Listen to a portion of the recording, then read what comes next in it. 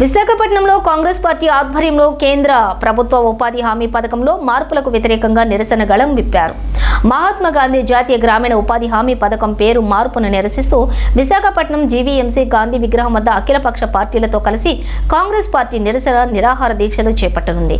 జిల్లా కాంగ్రెస్ కార్యాలయంలో జరిగిన సమావేశంలో హాసిని వర్మ రాజు కీలక విమర్శలు చేశారు. పథకం నుండి మహాత్మా గాంధీ పేరును తొలగించి జీ రామ్జీ పథకంగా మార్చడం సరికాదని ఆయన మండిపడ్డారు. ఈ మార్పులపై కూటమి పార్టీలు మౌనం వీడాలని, అలాగే మాజీ సీఎం జగన్మోహన్ రెడ్డి కూడా దీనిపై స్పందించాలని డిమాండ్ చేశారు.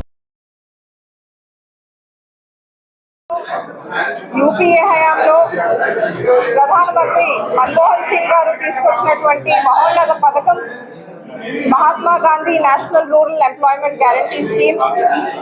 ఈ స్కీమ్ ఎంతమందో పేద ప్రజలకి, గ్రామీణ కూలీలకు, రైతులకు లబ్ధి చేకూర్చున్న పథకం ఏదైనా ఉందంటే అది నరేగా.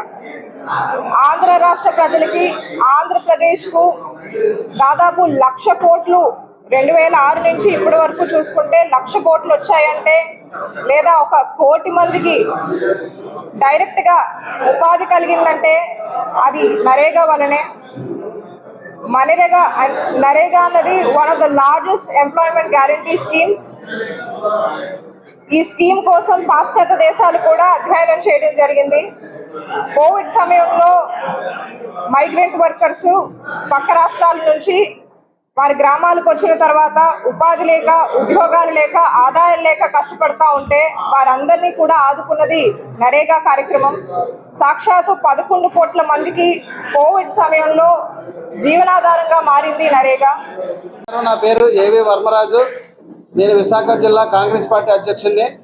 ఈరోజు ఈ మీడియా సమావేశానికి ముఖ్య ఉద్దేశం ఏంటంటే, డిసెంబర్ 27వ తారీఖున మా కాంగ్రెస్ పార్టీ వర్కింగ్ కమిటీ తీసుకున్న నిర్ణయం ఏంటంటే, మహాత్మా గాంధీ జాతీయ ఉపాధి హామీ పథకం చట్టాన్ని ఏదైతే మన బీజేపీ ప్రభుత్వం ఉందో ఆ చట్టాన్ని, అందులో చట్టం నుంచి మహాత్మా గాంధీ పేరు తొలగించాలని, అలాగే ఆ చట్టాన్ని మార్పు చేసి పేద ప్రజలు కడుపు కొట్టాలని ఆలోచన చేస్తుంది. దానికి వ్యతిరేకంగా ఇవాళ కాంగ్రెస్ పార్టీ రేపు 11వ తారీఖు ఉదయం 9 నుంచి సాయంత్రం 5 గంటల వరకు మన జీవీఎంసీ ఎదురుగా గాంధీ విగ్రహం దగ్గర 1 డే హంగర్ స్ట్రైక్ చేయాలని నిర్ణయించాం. అలాగే ప్రతి